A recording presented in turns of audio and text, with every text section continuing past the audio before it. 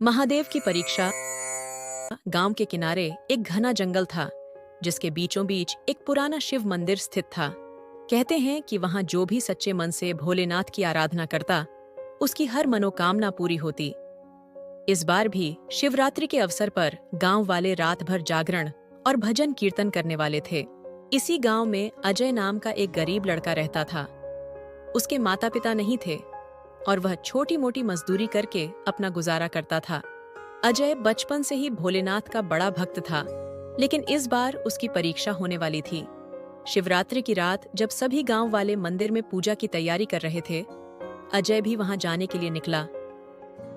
लेकिन रास्ते में उसने देखा कि एक बूढ़ा व्यक्ति ठंड से कांप रहा था। उसके पास पहनने के लिए ठीक से कपड़े भी नहीं थे। अजय के पास सिर्फ एक ही गर्म चादर थी, लेकिन उसने बिना सोचे समझे उसे उस वृद्ध को ओढ़ा दिया।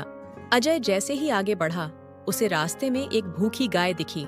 उसने अपनी पूजा के लिए रखा हुआ फल और प्रसाद उस गाय को खिला दिया।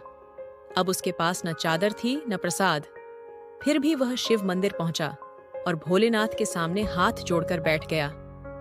उसी रात जब सभी लोग भजन कीर्तन में लीन थे, अचानक शिवलिंग के पास एक दिव्य प्रकाश फैला। सभी की आंखें चकाचौंध हो गईं। तभी एक गूंजती हुई आवाज आई, वत्स अजय, तुमने सच्ची भक्ति का प्रमाण दिया है।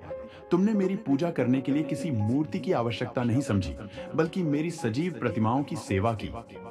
यही सच्ची शिव भक्ति है। मैं तुम्हारी हर इच्छा पूरी करूंगा। अजय ने आंखें खोलीं तो देखा कि उसके सामने वही वृद्ध और वही गाय खड़े थे, लेकिन अब वे अदृश्य हो रहे थे। उसे एहसास हुआ कि वे स्वयं महादेव और माता पार्वती थे, जो उसकी परीक्षा लेने आए थे। उस दिन के बाद से अजय की जिंदगी बदल गई। उसे अच्छा काम मिला और धीरे धीरे उसकी गरीबी दूर हो गई। गांव वालों ने इस चमत्कार को शिव का आशीर्वाद माना और हर साल शिवरात्रि को और भी श्रद्धा से मनाने लगे।